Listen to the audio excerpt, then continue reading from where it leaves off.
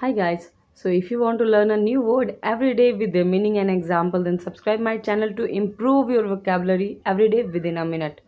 So the word of the day is O, and we pronounce it as O, which means in Hindi आभारी होना, कर्जदार होना या फिर देनदार होना. Let's have a look at the example of it. First is you owe me money का मतलब आपने मुझसे पैसे उधार लिया या फिर आप मेरे कर्जदार हैं. Another one is I owe you for this का मतलब इसके लिए मैं आपका एहसानमंद हूँ.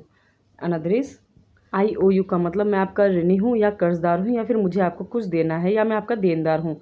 अनदर इज यू ओ मी का मतलब आप मेरे कर्जदार हो या आपको मुझे कुछ देना है. Some more examples are I owe his 2000 rupees का मतलब मुझे उसको 2000 रुपये देने हैं या फिर उसका मुझ पर 2000 रुपये का कर्जा है. Another is you owe me nothing का मतलब तुम्हें मुझे कुछ नहीं देना है. Last is I owe you a lunch का मतलब मुझे तुम्हें एक लंच करवाना है.